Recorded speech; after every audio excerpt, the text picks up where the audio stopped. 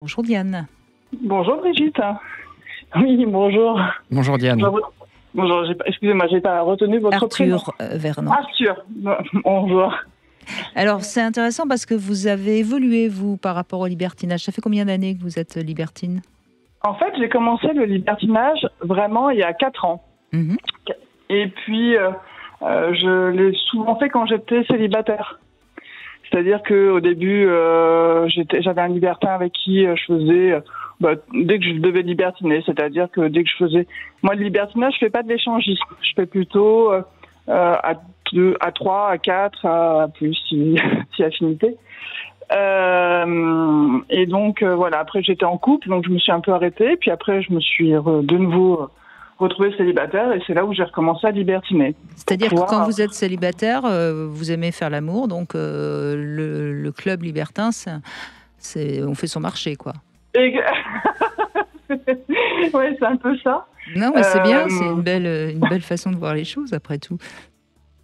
Ça me permet en fait d'être avec des personnes qui sont sur la même longueur d'onde que moi, d'un point de vue horizontal, voilà, sexuel. Mmh. Et puis, alors moi, je vais pas en club parce que je sais pas. Enfin, pourtant, j'aurais aucune difficulté, mais j'aime pas trop aller en club. C'est-à-dire quand je vais en club, c'est parce que j'y vais avec des amis libertins.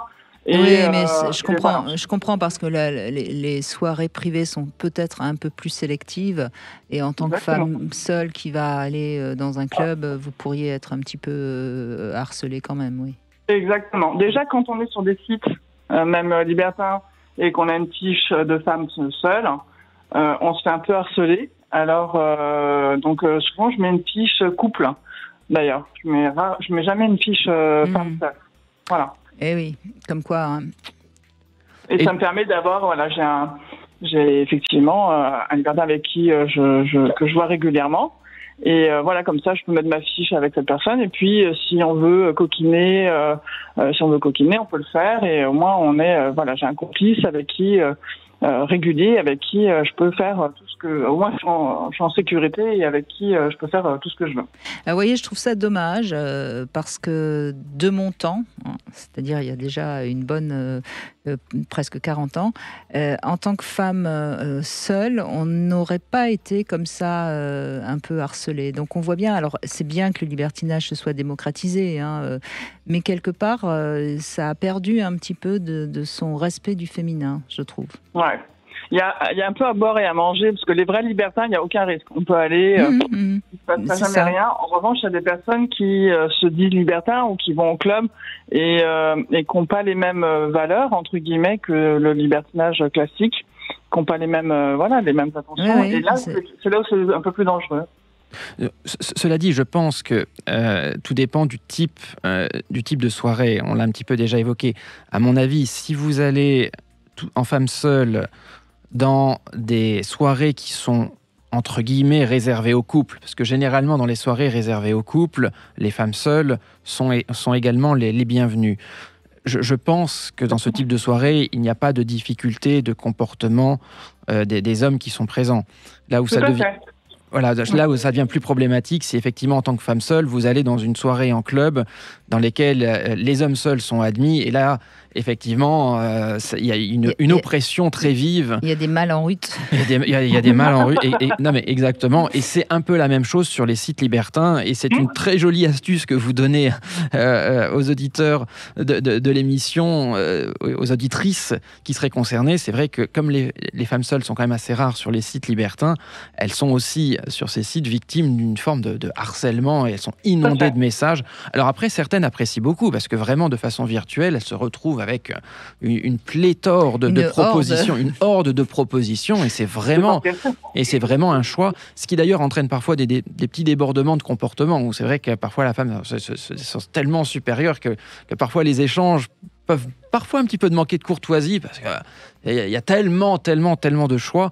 Donc, non, là, vous avez trouvé une belle alternative, et c'est vrai qu'aujourd'hui, le libertinage se pratique soit dans des clubs, soit, et vous l'avez abordé de façon échangiste ou non, D'ailleurs, le vrai terme libertin, a priori, aujourd'hui, est souvent associé à l'échangisme quand on parle des clubs, mais le vrai libertinage, entre guillemets, c'est une liberté de la sexualité, et ça ne veut pas dire qu'on vient avec un partenaire, comme dans l'exemple de l'auditeur Olivier tout au début, où il a dit « on a échangé nos femmes ».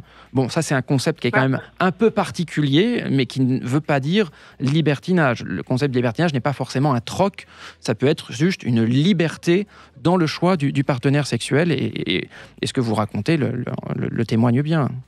Moi, j'ai tendance à dire avec mes amis, et j'ai beaucoup d'amis libertins, forcément, mais on a tendance à dire on ne mélange pas les centimètres avec les sentiments.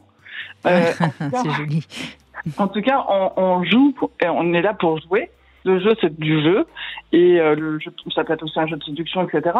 Mais après, dans la vie, enfin, je veux dire, moi, je suis très proche de mes amis. J'ai eu plusieurs complices et des personnes où aujourd'hui, je peux leur parler. Sont extrêmement ouverts d'esprit, je peux leur parler de tout, jamais ils me jugeront. Oui, mais c'est là où on voit que vous êtes une vraie libertine, c'est-à-dire que c'est pas parce qu'on a fait l'amour ensemble qu'il y a autre chose qui change dans cette capacité à être relié à un autre être humain, quoi. Voilà, et ça c'est quelque chose qui est compliqué pour des gens qui ont une sexualité comme ça très monogame, parce que c'est de voir le sexe comme un échange, comme si on allait prendre un verre avec un copain dans un café, quoi. Exactement, et vous avez encore utilisé le terme « jeu ». Tout à l'heure, l'auditeur avait dit « loisir ». Je pense que voilà, on peut avoir aujourd'hui, c'est un petit luxe d'avoir du sexe ludique. C'est quelque chose qui est permis sans trop de risques parce qu'on a des moyens de contraception et de protection par rapport à diverses maladies. Donc c'est quelque chose qui est tout à fait possible et quelque chose que je qualifie à titre personnel de formidable. C'est formidable de pouvoir s'amuser grâce à la sexualité. Merci beaucoup pour ce très joli témoignage, Diane.